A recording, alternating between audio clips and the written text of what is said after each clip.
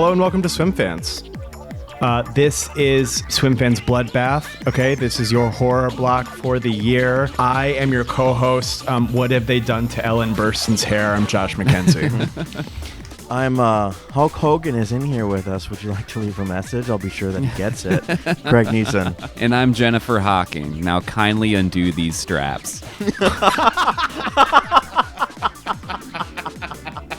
It's a heavy hitter, folks. This week for Bloodbath, we are talking 1973 William Friedkin movie, The Exorcist. Just do it.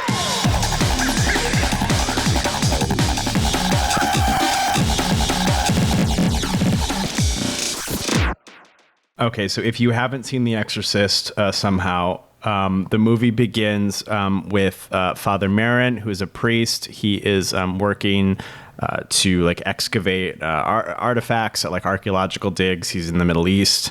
I think he's in Iraq. While he's digging, he finds like an idol that seems to quite distress him. We're not quite sure what's so distressing about the idol, but he finds a little idol, and then he finds like a large statue of the same deity. He's become like quite afraid. Meanwhile, in Washington, D.C., we have Ellen Burstyn plays a character named Chris McNeil, and she is an actress. And Chris has a daughter named Reagan. They are in D.C.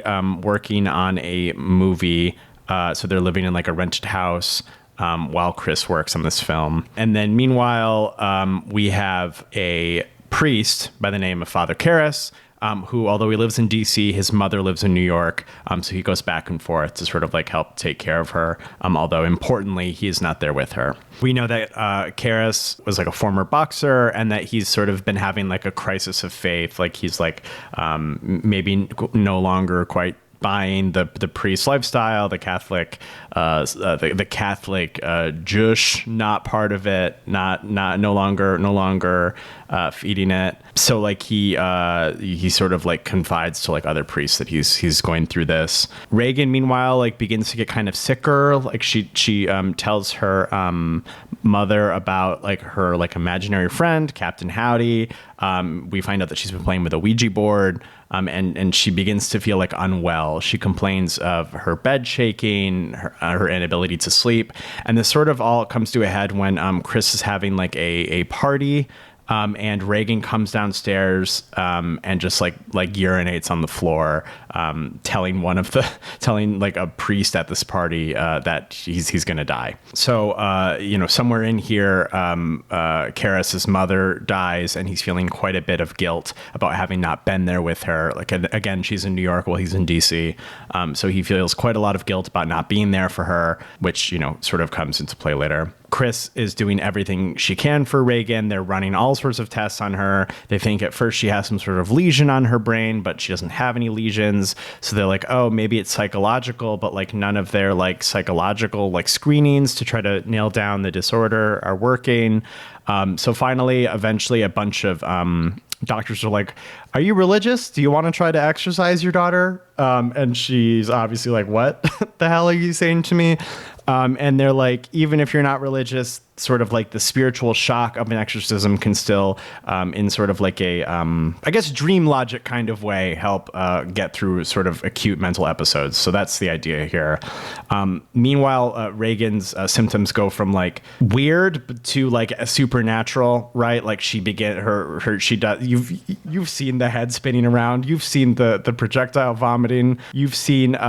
You may not have seen the part where she stabs herself in the crotch with a crucifix and then puts her mother's face in it. They don't really meme that one quite so much. No. For some reason. So she begins to go from like just sort of off to like having like full demonic symptoms, frankly. Chris, who is now at her wit's end, is introduced to Father Karras, and she's like, my daughter needs an exorcism. And he's like, you gotta be fucking kidding me. We don't do exorcisms. This is the 70s. So she's like, please come see her. And so Karras goes to see her. She knows that Karras's mother has died. She taunts him about this. He sees her doing like vaguely supernatural things, but nothing that seems to like scream the devil. But at the end of this experience, after like he records her or whatever, he's like, okay, she's definitely possessed. Let's do it. They get Father Marin, the priest from the very beginning of the movie, who's apparently an experienced exorcist, to come to the house. And the idea is that Fathers Marin and Karras will exorcise her. They begin to go through the exorcism rite. Reagan, the devil, gets more and more angry, more and more powerful, mocking them as demons will do. So like after getting like barraged with all these accusations that he let his mother die, Karras goes to like take a time out to sort of cool off. And Marin, who has a weak heart, stays in the room with Reagan. When Karras returns, he finds that Marin has died of a heart attack, presumably infernally triggered the heart attack. The demon in Reagan finds this very funny, so she begins to laugh, and Karras goes sicko mode and starts wailing on this 12-year-old girl. Just punching her and begging the demon inside of her to come into him instead. He's sort of like a broken man at this point, and the demons are like, that's awesome, let's do that. So they do go from the little girl into Father Karras, and right before the demons can take hold of his brain, he leaps out of Reagan's window onto those sort of iconic Exorcist stairs that you've likely seen in, I don't know, movie posters or photographs or whatever. The Exorcist stairs. He breaks his neck and he dies. So he has purged the world of the demons at the cost of his own life. In the last scene, the McNeils are leaving. Reagan has returned to normal. She has no memory of being possessed. And the priest that was the friend of Karras and the friend of Chris sort of stands there holding. I think it's Karras's Saint Christopher medallion as they drive away. What do we think of The Exorcist? I love this goddamn movie. I'm struggling with what to say about it because every aspect of it is basically perfect. When I think about it, I think slow burn horror movie, which usually kind of helps me decide to watch something else most of the time, but it also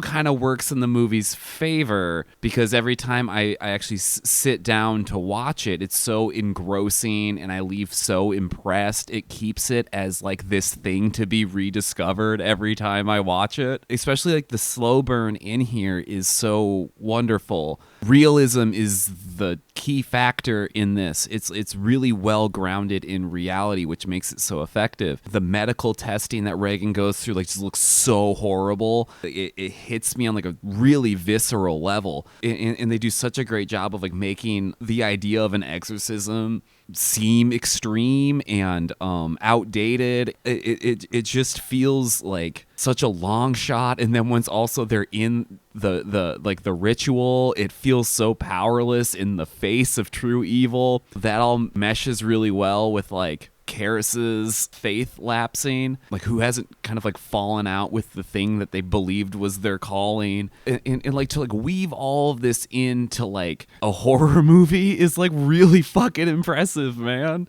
All of the stuff surrounding it is great. Like Friedkin's direction is great. The entire cast is great. Like Max von Sydow's only in this movie for like 25 minutes or something, but like when he shows up, like it's real, dude. like everything about it is just like top fucking notch, man. Yeah, I love this. I'm really excited to talk about it. Yeah, I mean, this is a personal favorite. I was baptized by this movie when I was a kid. My mother and I would rent horror movies, and I think I probably expressed or talked about this before, where we had one time we rented Psycho, and I was like, watching this with your mom is kind of a trip, huh? But like seeing this as a child, like it really, I get a little log jammed, similar to Jennifer. I don't know what to talk about first, but to talk about my experience with it, this movie never fails to send at least 3 or 4 chills like down my spine. It never the sequences very specifically of Reagan undergoing the battery of tests and what appears to be the most analog MRI machine available at the time, all of her like bleeding and suffering, on those tables is horrific. The blood just drains from my body. To me, those are the most frightening and harrowing sequences, is when she's getting subjected to the machines. Yeah, they only invented medical science 17 years ago. Exactly. Everything else was just experimentation. Yeah, I mean, fucking everything off camera, you just didn't see it. It's actually steam powered too. It's it's just fucking insane. It's insane that was ever a process for scanning a brain, and now we have little metal tubes that you slide into. 18 years ago, they had indentured servants from Sweden that are operating operating MRI machines with little pedals on them.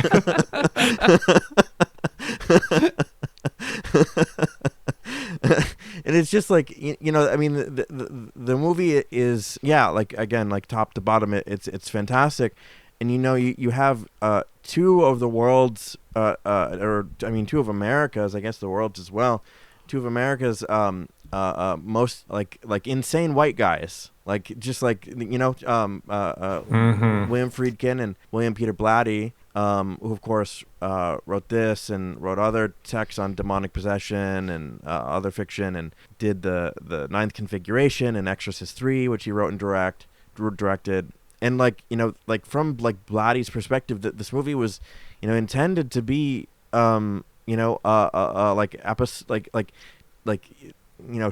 people that the devil is real and that you need to believe in you have to have faith, and that he was so frustrated that the movie was completely misread as just horror, when he wanted it to be more evangelistic. And, it's just a perfect synthesis of two white guys who just were allowed to bawl. They just coach let them play, and it's so fucking great. And it just the again, everything, the camera movements, the costuming. Speaking of Max von Sydow, I'm watching this and it never occurred to me until this watch, and I'm like, wait, he can't be that old here. During shooting, he was 43. He was 43. They made him look fucking ancient, and it's not even it's a combination. And I think this movie ultimately, if I'm gonna kind of give a broad statement and not get into the nitty gritty immediately, which I want to do, is to say that this is a showcase of just insane acting. Max von Sydow embodies Marin. His posture, the way he speaks, that moment where he kicks Damien out of the room for arguing back with the fucking demon. He's this huge looming figure, but he's also incredibly fragile. He's desperately just on just on the edge of death. And he's the only person that can fight this insurmountable, impossible obstacle. And he's, trembling and taking his little nitro pills or whatever the fuck for his heart. It's just beat by beat, point by point, from a writing perspective, from a cinematography perspective, soundtrack fucking goes. It's so good. Mm-hmm. And I picked up on a couple tracks that previously were so subtle that I never really keyed in on them. It's just this is just a perfect movie, and having seen as I have, and having come to the light of Christ, and by that I mean I'm woke and I understand that The Exorcist 3 is a masterpiece. Coming back to it for the first time since viewing The Exorcist 3, I'm like, okay, I'm probably gonna have some problems with this. No, not at all. Nothing. No notes. It's really something. Yeah, I mean, this movie I think deserves. It exists in the cultural memory in a kind of a weird way, but it deserves to be regarded as a masterpiece, as it is. And I think that, it's one of those things where, you watch the film and you're like, I think art is great. I think it's cool. I think it's cool that we make things. I think that's really great. We keep doing that, I think. Incredible pull quote from you, First One Fans, is I think art is great. Put it on the next box. Put it on the 4K. Yeah, I mean, I have like I have like a lotus flower I'd like to peel back maybe later on in the episode about how this might be the most like important movie of the last 50 years, not like in like always positive ways, but like how of all movies since 1973, it's probably the most relevant movie about our present day. The movie's perfect. I mean, it's yeah, like you both said, it's difficult to sort of know where to start with The Exorcist. This is a movie that like my father would always tell me about when I was a little boy. Like the scariest movie he'd ever seen was The Exorcist, because like prior to 1973, you just didn't see movies like this. They just didn't exist. Like this kind of, I mean, this is before like slasher films took off. This is before, you know, most horror was like codified. I mean, before this you had like Psycho. You know, there was like other sorts of like horror movies that existed. There were Hitchcock films, which are like horror adjacent sometimes, right? But like, I mean, I totally understand why in 1973 you see The Exorcist and you're like, oh, the devil's real. Yeah. and he's here. Yeah, I love its slow burn quality. And like to speak on that slow burnness, like when I first saw this movie after having it, you know, be hyped up for, you know, 20 years of my life, right? I think I saw this at Craig Neeson movie night for the first time. Yeah, me too. I wasn't like expecting to get like my face peeled back with horror. Like I was old enough to, you know, set those expectations. But like what you really don't expect to see is how just low key it all is. Like, I mean, you never like see Reagan like kill anybody directly. Like it's implied that she kills two people, but you never see it happen. She says vulgar things, but like the worst thing she does is like stab herself in like the crotch with a crucifix, and also that's off camera. So like, you know, I would say, I would even go as far to say is it's subdued in a way that I think is really effective imagery wise. But no, I mean, it has this sort of unfathomability about it. Like the exorcism doesn't, importantly in The Exorcist, the exorcism doesn't even work. They don't successfully exorcise the devil. They have to do like a suicide attempt to like, or a suicide success to like get the demon out of the little girl. So I mean, all that to say that like, you know, it's so much more subtle, so much more filmic than I think we've come to expect, even from like our contemporary like boutique artisanal horror boom. The Exorcist is subdued, but also like it's completely clear that like when this came out in 73, it's completely understandable why this like ruined everybody's like year. I get it. Yeah, can you imagine being Catholic and seeing this in like 1973? You would think the movie was evil. Right. No, it's the people that saw a train approaching station for the first time, literally, and trying to jump out of the way, right? Because they thought literally, a train was gonna fucking hit them. It is. It's train approaching station for the Nixon administration. The difference is, I think that people probably didn't run out of the way of the train, but I think people did freak out about The Exorcist. I'm way more willing to believe that people like were fainting and puking in the theater watching this. Well, I mean, that is sort of what I was like hinting at earlier. I'll just go into it, but like, I mean, I think like more so than, you know, talking about the filmmaking of this obviously 5-star movie, a movie that everybody loves. This is the first horror movie to ever be nominated for an Oscar, by the way.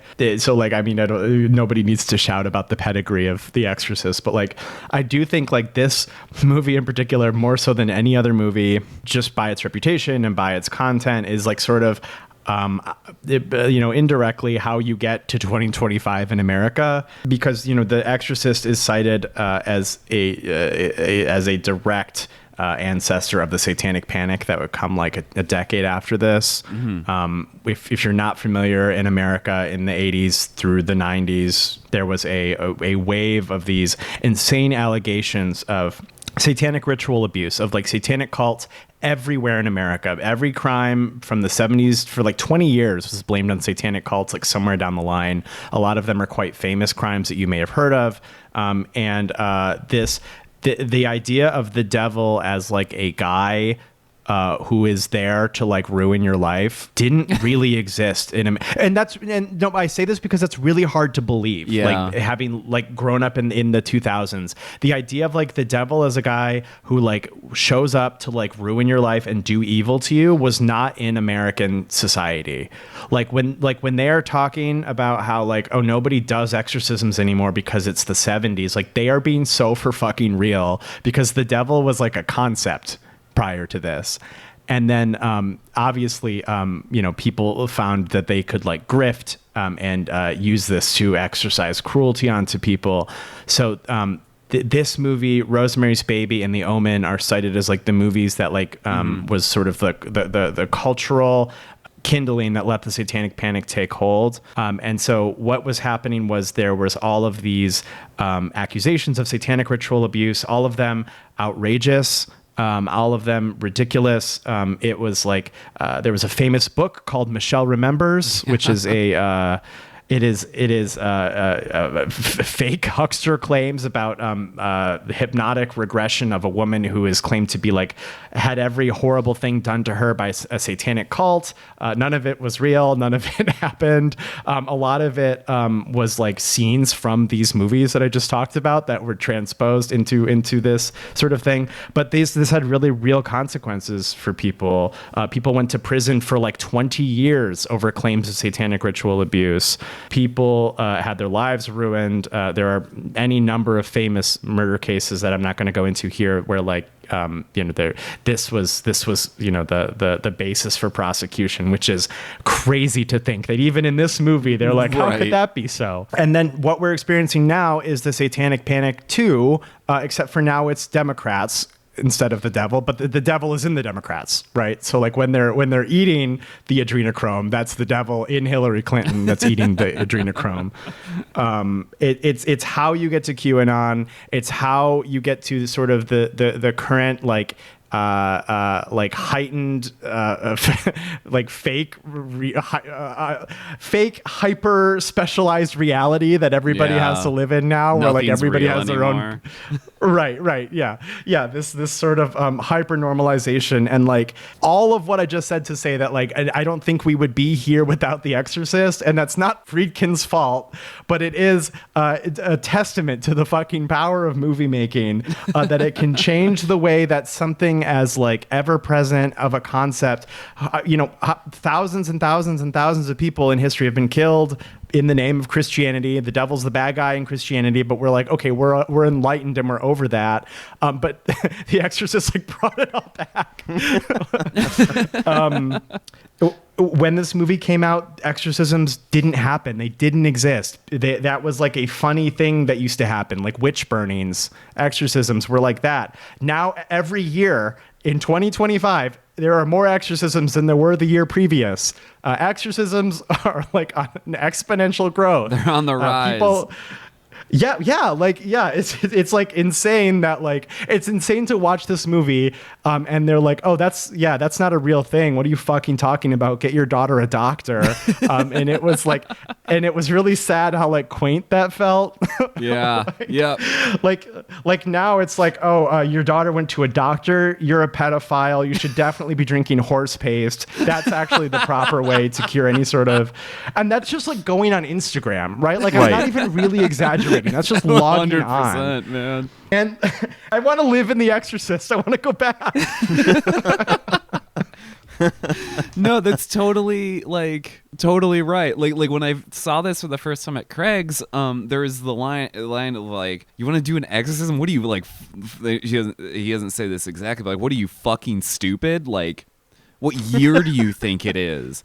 And then even this was probably like early 2010s or whatever, but I was like, oh, they didn't do those, because cause I'm pretty sure they were doing them by then. They picked the practice back up. But it just like really struck me just how outlandish of an idea it is in here. Yeah. The Overton window for magic has shifted incredibly far. That's so bleak, man. Because like because we talk about like earlier we talked about like people in the 70s having their brains exploded on the walls of the theater watching this thing, and it's like no, they probably had like really deeply held like religious beliefs, but they probably didn't think that like demons were going to possess you, because they don't do that for reasons explained in the movie of like, no, they invented psychiatry instead. Like right like yeah, like it's sort of like when you like read any sort of like primary source document about how like the idea of like access to abortion wasn't an evangelical talking point to like the 1980s, right? Because it feels so eternal. Like nobody found that to like be this false outrage until like somebody realized you could profit off of it, you know? And it's the same thing with the devil being like an actual guy and not like a metaphor. is that like a real person that can get inside you and cause problems? I mean, there were like other things going on, like the Vatican II was, I think, a little bit after this, wherein the Catholic Church is like, let's be groovier to sort of like get people to come back. The outrage to Vatican II directly was attributed to the Annalisa Michel case, which was a really famous possession case in Germany, and like I think a couple years after this, like the mid 70s, and you know that was quite reported upon. So like there were like other things going on that, you know, contributed to the idea of demonic possession or like the devil being involved in human affairs. There were other things, but like I was like thinking about this earlier. Like I just think there's no movie in the history of film that is as societally influential as The Exorcist. That's what all of this is about. Is my like ranting is just like no movie has directly affected our society more than The Exorcist. The crater this thing left on the planet is immeasurable. Yeah. We'll be dealing with it for decades to come. So at least it's a good movie. Can you imagine if it had this influence? Sucked, dude? Oh my God. Yeah, having to live with the burden of like of being like new Catholic. Like if it was only as good as The Omen. Right. Oh God, that movie sucks so bad. That movie blows, dude. Boomers hyped that one up way too fucking much. Yeah. Frankly, by the end of The Omen, I'm like, you better stab that kid. I've had enough of this Just kid. kill this fucking kid. What are we doing? Literally, I'm like, use these ritual knives. Like, just you've got to get rid of this kid. I mean, the movie is effective, right? I mean, I guess in a way that Blatty didn't anticipate, but it does do a really great job of imparting mysticism and intrigue into a cosmology like Catholicism that is otherwise incredibly fucking boring.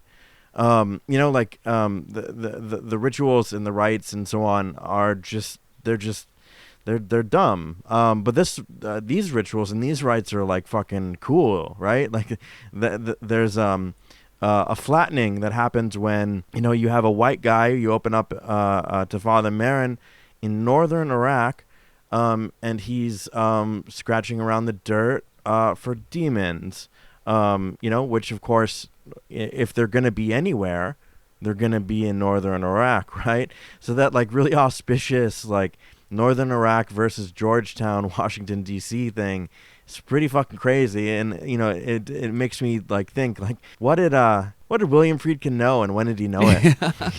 Like, you know, it's just like, but to immediately, it's a fantastic sequence, you know, where Marin has he's already dug up the head of Pazuzu, the small statuette of Pazuzu, and he has brought it to the site where he's initially confronted by armed guards who are guarding it. They allow him to pass. He the sun gets like kind of like clouded, you know, and he looks and climbs this kind of hill. There's a northern Iraqi man behind him. Two dogs start fighting. and he's positioned exactly across from this this Pazuzu statue, this fanged, four-winged penis is a snake demon. And like, if that doesn't like perfectly encapsulate, again, like a flattening of like good versus evil, like I don't know what else does, where it becomes a binary. And I think this film is really interested in binaries, science and then faith. This is like, that's like Vladdy's preoccupation. If you watch like the Ninth Configuration, it's all about dudes talking science versus faith. And this construction, like just it functions perfectly. It's just like a fucking freight train. Like it's so well oiled. Where again, situating and making the audience understand that the infection which comes from of course like this like very obvious like Orientalist othering can infect this like picturesque young girl, like this young white girl who really wants to buy a pony. Like I really like it's hard for me to believe that this film gets away with some of its like dialogue, because she's like, "Oh mother, it was so beautiful. Was it a gelding or was it a mare? I think it was a gelding. We got to ride it for 30 minutes." And then like 30 minutes later, that fucking girl is saying, lick me, fuck him in the ass. And it's all because of the devil.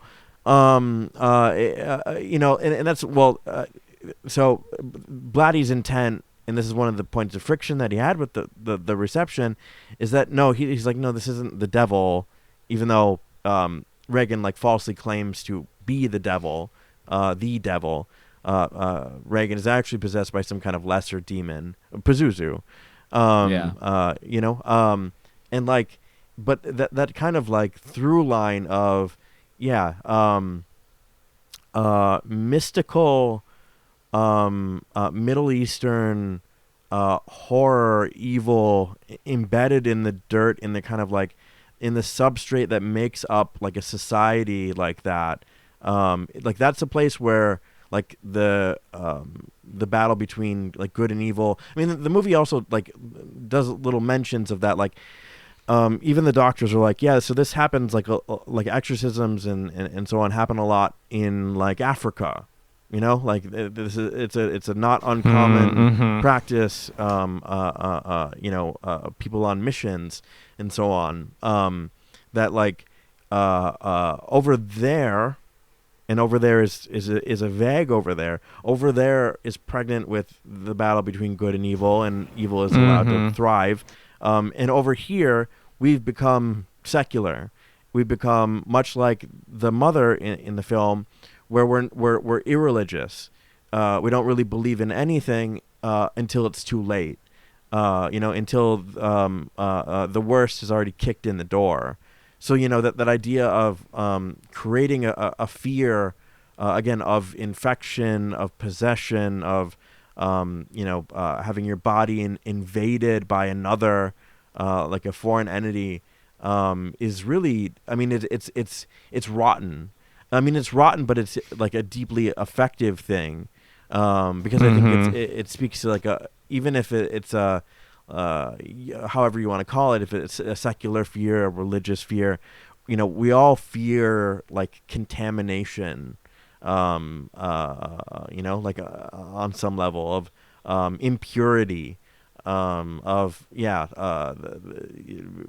having one's like idyllic little life like shattered by an external force. So it's an elegant configuration of innocent family is visited upon by something that they couldn't, a society, not only a family, but also a kind of like medical superstructure that can't deal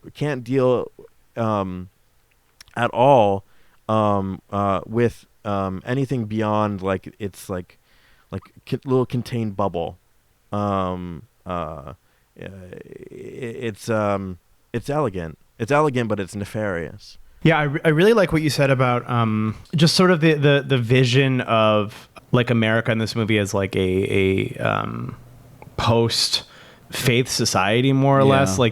Like they're so metropolitan, you know, even though the scene that Chris is actively filming is like what's happening at colleges now, right? Like it's like the student revolts trying to disrupt the educational system in order to bring attention to the horrors. The horrors are as eternal as the devil is, right? But like the idea that the devil or like some sort of like cosmic force doesn't happen here. Like you said, it happens in these these quote unquote backwards places, these far away places, these places that believe in such things as the literal devil. Yeah, I think that's like. Because it's so hard to imagine this vision of America, because it's so not what I've ever experienced. That it's like you do almost have to go into The Exorcist being like, oh yeah, they like none of that happens here. They have no idea, and they have no conception of this. So yeah, it does end up being somehow this fear of within and without at the same time. Yeah, I mean, like Reagan's first. Chris does. There's one section of the film where she's been invited to the White House, and she's just kind of like, okay, whatever. But Reagan's first, like actual demonstration that she's acting not of her own accord is again when she comes down the stairs. She pisses. Well, first she looks at the guest at the party who's an astronaut who's talking about the Mercury mission and about going up in space, and looking him in the eye and telling him he's gonna die up there. And that's a preoccupation that's so awesome. It's chilling. It's chilling and it's bizarre. And if you're interested in faith in the moon, in madness, in Catholicism, ninth configuration is your jam. This is not a one-off situation, but this idea of an incredibly sophisticated military apparatus, which Chris, in the film, we see the protests, which are like army out. They're all holding signs like army out.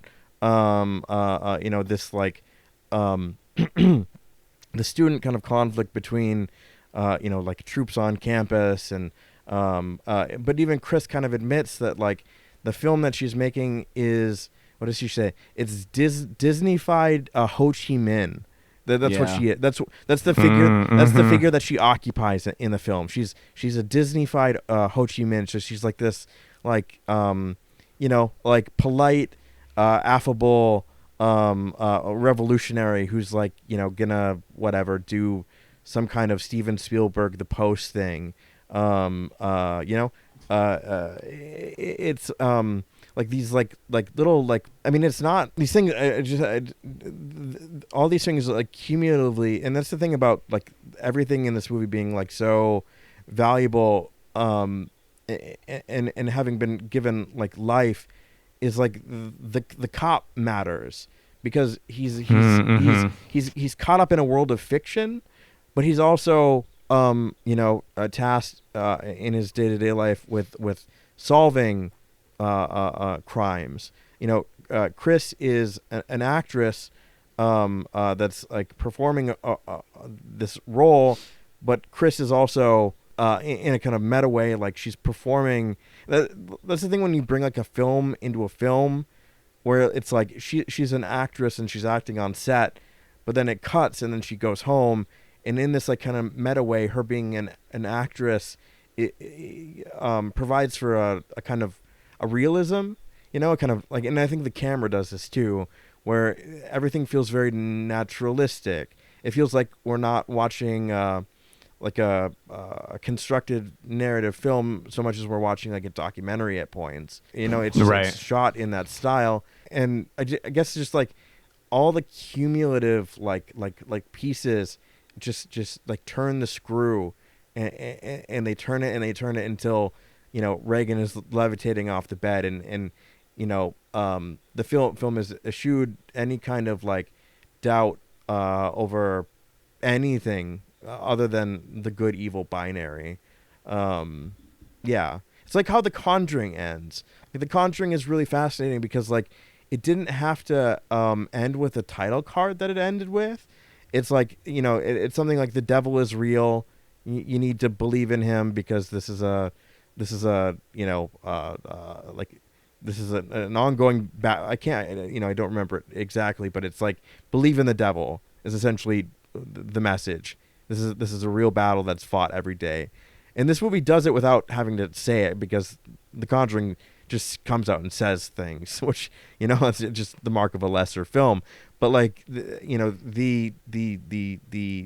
construction here just leaves you with this like certainty in the cosmology that is established, that there's a demon guy and he can infect your daughter, he can infect you, he can infect the priest, and this like shit's real, like it has that power. Like again, it's like wielding an artwork that has such a tremendous like 1-2 punch that it knocks the wind out of you and makes you like in some way like a believer through witnessing. Well, and because like in The Exorcist, like to compare it with that to like other, because as a subsection of horror, I love exorcism movies. I love the good ones, of which there's like 3. I love the bad ones, of which there's like 47. It's a shockingly hard kind of movie to make, apparently. So like, but no, I do love that. Like even though, I mean, the movie makes no uncertain terms, makes no bones over like she's possessed by the devil. Like this isn't like a is she, isn't she type situation. There is still this sort of like vagueness to it, right? Like the demons, because like the demons when they're talking to Karis are like, oh, your mother's in here with us, right? And like in the Bible, often people possessed by demons are often possessed by many of them, right? So even if Satan is one of the demons inside of Reagan, it implies that there are many, and we have no idea who those are. It doesn't matter. But like there's like an unnameable unknowability to this, even though like the devil is apparently real and is inside your daughter. There is also like just this sort of like, almost like cosmic horror to it. Like there is so much more beyond our comprehension of America, obviously the best country without any problems in the 70s. Like obviously there are horrors beyond even, what we can conceive of. And it's so elegant. Yeah. I mean, like compared to something like The Conjuring, where, Patrick Wilson, again, no powers, no bitches, nothing, no awesome abilities at all. He does have to be like, you should be afraid of the scary guy in the pit. And it's like, I don't know, this movie doesn't have to sink to that. This movie allows the on the tin vision of demonic possession, but also leaves you sort of chillingly like Patrick Wilson can't save you. Only a depressed guy willing to die will save you. And it seems like that barely worked. Like if I were the demons, I'd be like, the demon's like, oh my God, I can't believe he got us with that. You know what I mean? Yeah. And if you watch The Exorcist 3, you get an answer whether or not that worked. So for folks, it's not exactly a fucking cliffhanger. If you want an answer to what happens when you take a demon into you and throw yourself out of a window, The Exorcist 3 provides. And it's elegant, and it just occurred to me how important Max von Sydow is as a character is because of his certainty. Yeah. It's because of his like absolute Karis doesn't know a fucking goddamn thing, and he makes that known. He says to Chris, you probably know as much about possession as any priest does. I myself know nothing. I wrote a paper on it, I guess, back in the day that he mentions, where, of course, him being a psychiatrist, him being a priest who was, he explains to Chris, he was a psychiatrist, he was a priest who was sent through the rigors of psychiatry at Harvard, at, what does he say? Harvard, blah blah blah blah blah. Bellevue, he's done his rounds. Johns Hopkins, Johns all Hopkins, the best medical schools, right? Yeah, exactly. Yeah, he throws his fucking CV down. It's like, look, I got degrees, babe. But like, even him, he doesn't really know anything. But when Max von Sydow arrives, the movie, like, what it does is really fascinating. Like, it kind of hand waves away, or not hand waves, it kind of clears the plate of all the confusion, all the kind of dissent, all the kind of, like, consternation, the again, like, in a kind of denouement way, we're once again positioning Max von Sydow as an agent of good, again, humble, as he says in the rights, humble and an imperfect sinner, but nevertheless, it's God himself who compels you, against absolute evil. Like, the binary returns, and Max von Sydow gets to say, when Karras is like, "Do you want background on the case?" Max von Sydow's like, "Why?" When Karras is like, "So I think, from my observation, there's at least 3 personalities operating within Reagan," and then Max von Sydow cuts him off and is like, "No, there's only one." And then priming Karras, the devil, the demon, or he says the demon rather, the demon will mix truth with lies. The demon's a liar, but he will mix truth with the lies in order to deceive us. And Karras can't, at a certain point, of course, breaks. Why you do this to me, Dimmy? He gets confronted with this trauma of his mother, and he can't keep it together. He breaks down and yells, "You're not my mother," in front of Max von Sydow. That I've never keyed in on this before. When Max von Sydow, when Karras gets up off the bed, so it's framed. It's this over the shoulder shot. So we see Max von Sydow. He's looking down at Karras. It looks like, and this is like such a fascinating example of just like how important it is placing your characters in space and power relationships.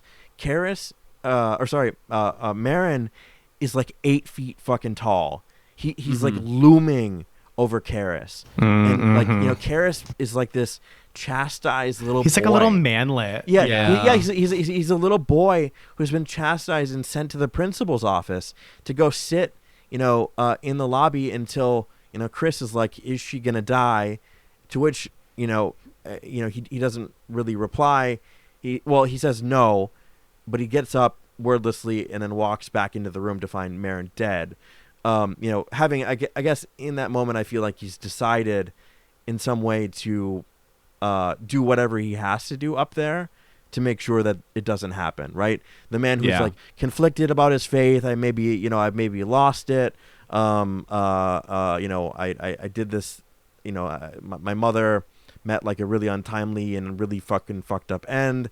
And now it's time for me to like shoulder the burden of a man of faith, and put and get all that demon inside me. I'm ready to get a demon load just dropped inside me, and that's like it's so it's such an effective construction because like again everything has been crystallized at the end. There's no ambiguity. It's really it's so solid. It's so confident. And yeah, that's the thing too. The confidence that Marin carries is like the same confidence that the film itself carries about its own ideas. I love that scene where he starts seeing his mother on the bed too. I don't know. I've had dreams where I dream about someone who's dead, and it's never pleasant. It's always like really kind of horrifying. And I thought that like that captured that feeling like way too well. Like it was probably the thing that got under my skin the most this viewing. Yeah, the sequence, and I always, whenever whenever the conversation of dream sequences comes up, I always point to the sequence where Karras sees himself as like stuck on a median in the city, and he sees his mother step up from the subway, and they're both yelling at each other. She's saying Jimmy, and he's saying something, and they're apart from each other. Yeah. And you see flashes. You see a quick flash of Pazuzu's face. But this his mother, who's dead at this point, walks up. They try to communicate. They're too far away. They can't hear each other. And then she walks back down the subway stair, until she's been completely, she's not visible anymore. It's haunting. Like it really does. Again, yeah, like capture that idea of the loss. The loss, and then how your like subconscious will spit it back at you when you're sleeping. Like it's masterful. It's subtle. Again, this movie lives in its like subtleties. And as much as I love the puking and the head spinning around and how like scarred and like brutalized like Regan gets, the moments of subtlety where like, Regan's first being questioned and she has like zero affect. Like, is there someone inside you? Sometimes. Like it's operating on this level of like it's not throwing fucking scares at you. It's not throwing jump scares at you. It's just confidently, subtly like worming its way into like your nervous system. Well, so I mean to that excuse me. To that note, something that I found that I had no idea about because I've not read the book, although I think I might like to, is that when Blatty wrote the novel, he intended, so for the 1971 story, he wanted it to be ambiguous as to whether Regan was possessed or undergoing like a mental health crisis. So all of these like blatantly supernatural things like levitating and like twisting your head all the way around apparently aren't in the book because Blatty took pains for like everything that seemed unexplainable to have at least some sort of like a rational explanation. So then when Blatty went to the screenplay, because he wrote the movie as well, didn't he, Craig? He did, yeah. So when he went to the screenplay, he like took, and I think this is an interesting thing to do to your own story. He took all of that out to make it like unambiguously demonically possessed, which I think. I mean, because I think we've all said that the movie's power lies in its subtlety. I think it's an interesting choice to then make it. I don't know, make her head twist around. It's not in the book, but do it. I think it works amazing in this movie because it does because it's so grounded. It makes all of that supernatural stuff seem so like insanely fucked up. This movie isn't like shot. For the most part, near the end of it, when they're doing the actual exorcism, the lighting gets a lot more dramatic, but most of it is just like, here's what a house looks like, and it's like really kind of effective by really leaning on realism and like really making the spaces believable in order to pervert them with this like demon creature. Well, yeah, definitely. I mean, that scene, I mean, it's so early in the movie and it's not even like scary, but it is eerie, is when, before Regan's even possessed, she's downstairs with Chris and they have they're going to play with the Ouija board. And she's like, oh, Captain Howdy said you can't play. And like that alone is like creepy. And it's like a well-lit basement. Yeah. Yeah. Filled with her artwork and like, again, at a ping pong table.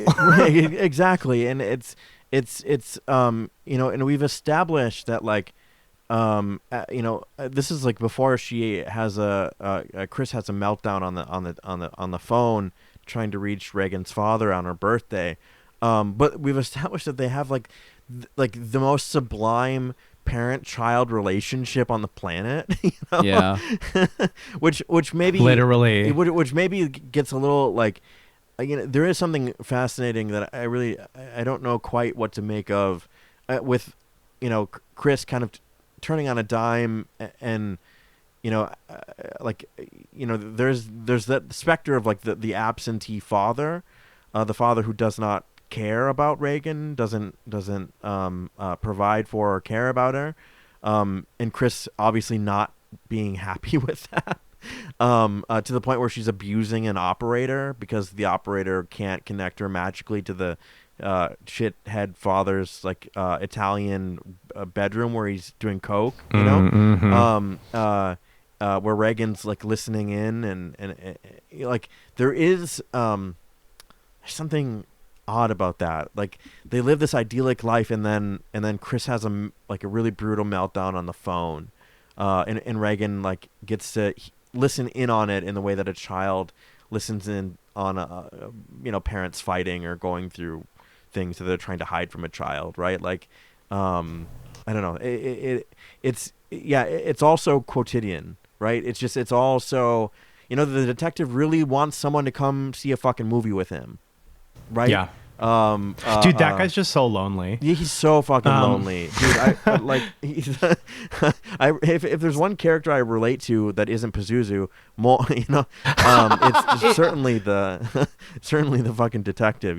Is there supposed to be some sort of homoerotic element to them? Because aren't most priests gay?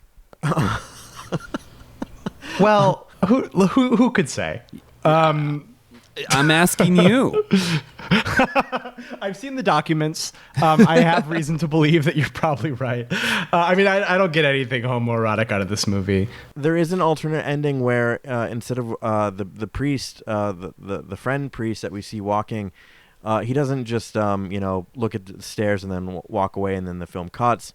What happens is he walks away from the stairs. He meets the detective, and the detective basically just repeats, well, what's playing at the movie, and and he goes in, it's Audrey Hepburn and blah blah blah blah blah blah blah, and he's like, oh, I've seen it, and then the detective's like, oh, you're one of those priests, and they cross Holy the street. shit. Yeah, well, and then they cross the street together, and he's like, oh, like Humphrey Bogart said in whatever. I think this is the beginning of a beautiful friendship. It's weird. Casablanca, thank you. I'm glad that they cut that. Just Yeah, fucking me too. yapping at the end of the movie. I'd not seen it until last night. I have the 25th anniversary edition, which is just a plain Blu-ray. It's a beautiful transfer. I was like, oh fuck! Like, thank God they left that on the cutting room floor. It also had a hilarious and unskippable William Friedkin introduction that's about 60 seconds to 2 minutes long. Yeah, Incredible. Yeah. To make that unskippable. Unskippable. Yeah, and he's like, this film has been, 25 years, 25 years of cultural impact, and they're filming him in. Sorry, I guess we'll go into this.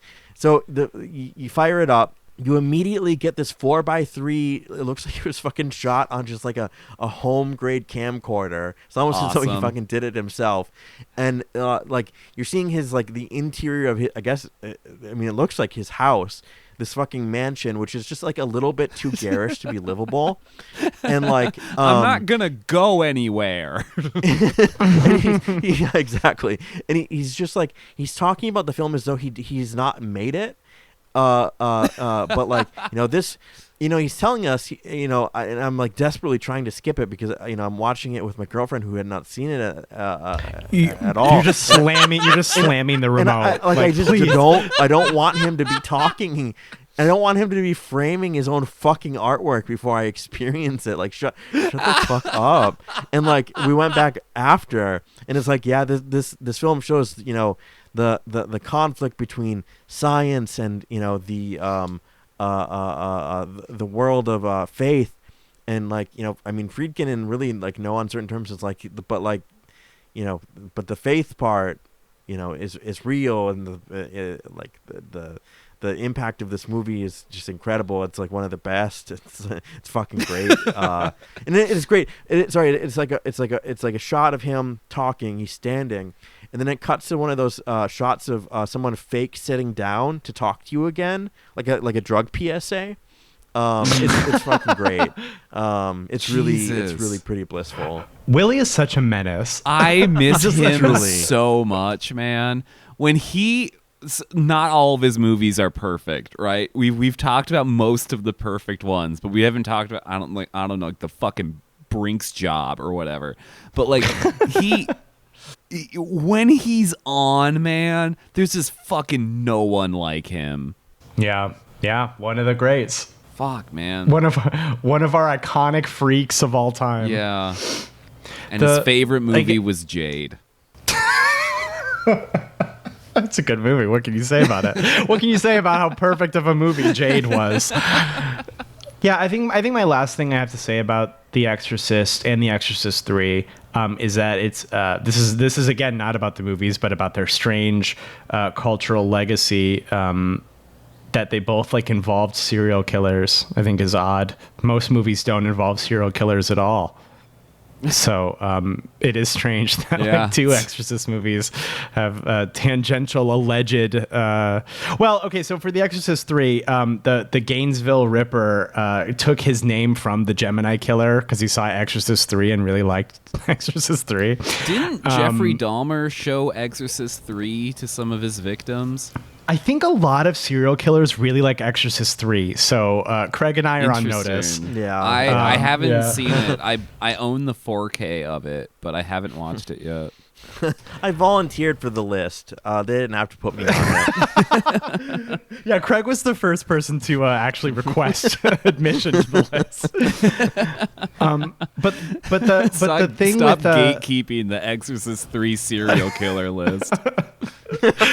But like much weirder to me is like the guy in The Exorcist who like would go on to be like sort of pegged as like the New York gay man torso killer.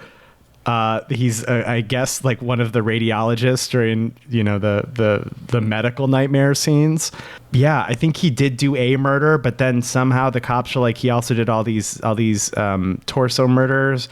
And I think he said that he did, although I don't know. I mean, I guess it hasn't been proven, but really weird that really strange that happened. Yeah, we did get cruising out of it. We did get cruising out of it. I'm not gonna say anything else. Nope. We did get cruising. We did get cruising out of it. That is a neutral statement. That is a neutral. There's no neutral statement. There's no endorsing. There's no denouncing. It is a completely neutral statement. We have the movie cruising because of this killer. Do you have any final thoughts about The Exorcist? 5-star movie easily. Whoa, Friedkin visited this guy in jail. Yeah. I think he was fascinated by him, which is again why we got cruising. Damn, that's crazy. 5 stars easy. Like maybe the greatest horror movie of all time. What else would it be? Like Alien or Silence of the Lambs? Those are like the only movies I think that could be in like the conversation. Right. For like number one. Yeah, to be clear, for like number one. Yeah. Like it's the scale of greatness we're talking about here is outrageous. 5 fucking stars. Yeah. I miss you, Billy. Yeah, Alien. That's the only one I can think of that might be like as sublime. Like. Yeah, I mean, this movie just fucking clears it. It's singular. It's amazing. Yeah, I adore it. 5 stars. I loved showing this to people. I was a little like, of course, I was like an evangelist, like first and foremost for like showing people like Alejandro Jodorowsky and like David Lynch movies and just like like just throwing the kind of like what I saw as like brass tacks at people and like. That was fun, but The Exorcist was also like a pocket ace or something, where it's like you haven't seen The Exorcist, want to come over? Activates your trap card. Yeah, exactly. Jodorowsky, by the way, owes you money for how much work you've done for him. Yeah. Seriously, pay me, fucking pay me. It's like 100. I'm coming to you Paris think he to has collect. Money? Oh my God. Yeah. Does he? Yeah. I don't know anything about the man. Oh yeah, he's got a following. He's maintained his status as like a guy who's like in touch with, like the mystical. and he's ridden that wave his Sure. entire life, and it's amazing. Yeah, I just don't know how much that translates to money. We don't need to talk about it. Oh well, I think it does. Just to keep Okay. it short, but yeah, I think he's Sure. doing just fine. Love that for him. Pay Craig. Yeah, for All right, pay Craig. Fucking break yourself, bitch. Let's. Wow. There's so much. Okay, and I understand it's in Exorcist movies to like add tension. Like, oh, I can't do an exorcism without the approval of the Vatican, and it's like, how are they gonna know? right. How are they gonna know? Just do the exorcism. I mean, like, yeah, okay, they There's might get rules. like a. But what are they gonna do?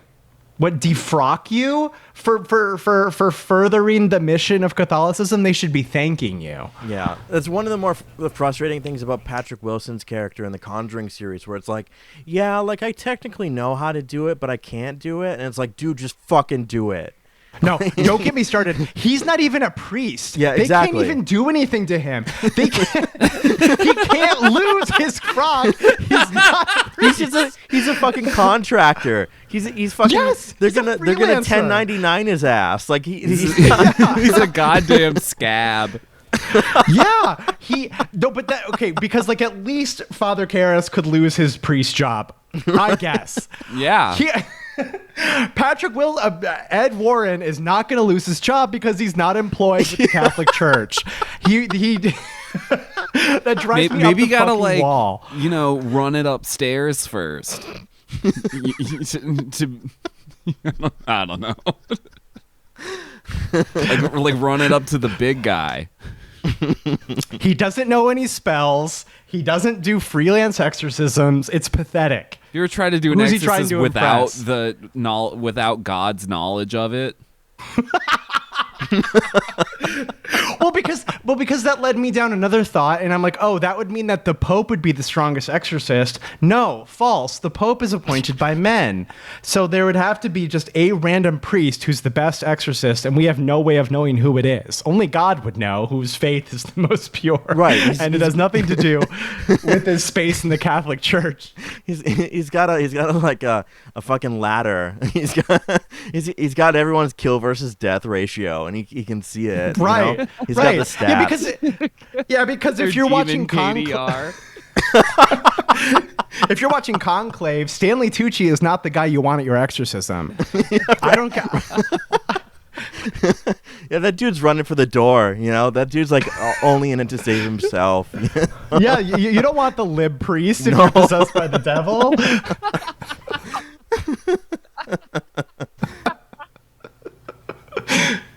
I could shout about why does Ed Warren need papal approval to do exorcisms for the next 25 minutes, so I'm going to end it here. Thank you so much for listening. Thank you so much for coming on our bloodbath ride with us. We hope you've had fun so far. We have one last heater to take us out with. Next week, we will have our slime correspondent, Vu Panette, back on the show. We'll be talking John Carpenter, somebody that we all love dearly. But I mean, the previous 4 movies can't go wrong. You got Forest Cults. You've got little men made of hair or fuzz or whatever. There's other movies that we talked about. So like, I mean, if you haven't seen anything, and if there's any of these movies you haven't seen, lock in. These are all heaters, all stars, and The Exorcist may be the crown jewel of them all. Thank you so much for listening.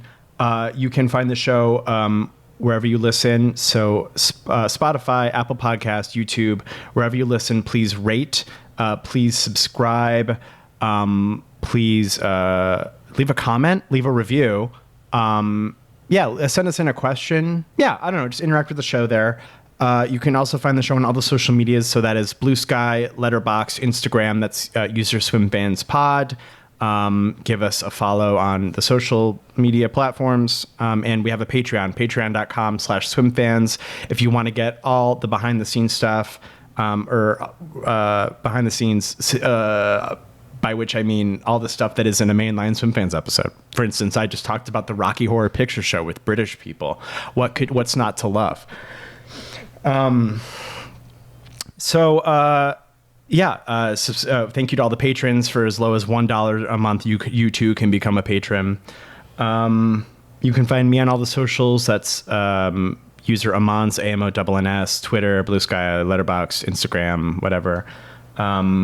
You can see what I get up to at those places. I just went to a film festival all weekend, but I'm going to talk about Frankenstein. I think that's more interesting. I saw the Del Toro Frankenstein.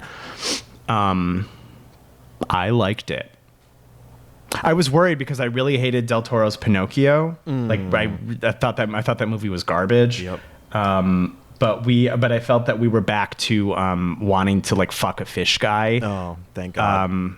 Yeah. I mean, it's not Oscar Isaac and Jacob Elordi aren't having sex, much to my dismay. But this movie loves looking at Jacob Elordi's mostly nude body. That's like most of the film. It's incredible. Yeah, it's a fun watch. Jennifer. You can follow me on Blue Sky, diatron5.swimfanspod.com, and I'm on Letterboxd Diatron. I rewatched the movie Brain Scan with Edward Furlong. It's still not good, but it is fun that it pulls so heavily from like early 90s, like grunge / doom aesthetics. Weird movie. I think it was on Tubi for free. So if you're bored and want to burn 90 minutes, Brain Scan. Craig. You can find me at Craig Neeson on Instagram and Letterboxd, craigneeson.com. I haven't really seen anything that wasn't for the show. Oh, I did start season 3 of X-Files, and I'm loving it so far. This has really been one of the better choices I've made, is to decide to watch the entirety of the X-Files. It's been a real boon to my creativity, my life just in general. I love Mulder and Scully so much. But I do want to say, because I haven't really watched anything, been playing Pokemon Legends ZA. I'm not done with it. I don't know how people are fucking done in an Endgame. It just fucking came out. But love it. It's really charming. It's really charming, and in the wise paraphrase words of Neve Schroner, our frequent guest and host of Ghost Divers, if you don't like the little cute guys, you're probably not gonna like the game. But like when I see my cute little guys, I'm like, that's got to be like top 10 of my cute little guys, and I'm really excited that he's there. It's really awesome.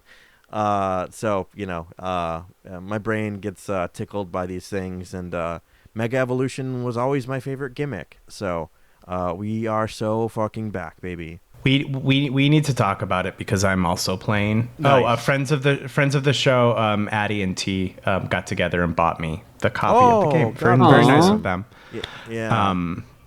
Because my ass is too broke for Pokemon. The night that I got it, I started playing it, and it was so heartening to see pop up. Because you see when people are playing things. Addie is playing Legends ZA. T is playing Legends ZA, and like just fucking everyone, just everybody on my friends list. I was just like, we are so fucking plugged in. We are so back. My trainer is so hot. I made him look so cool. Oh my God! So I've spent like $100,000 plus on my outfit already. I love it. I can't I love my outfit. But there's no configuration of clothing that doesn't make my character look like the twinkiest bottom ever, and I fucking love it. It's incredible. It's incredible. You couldn't be butch if you tried. Exactly. Thank you for listening. I'm sublimely androgynous. Like I absolutely SWIMFANS. The divine androgyny. Yeah. Okay, bye-bye. Bye.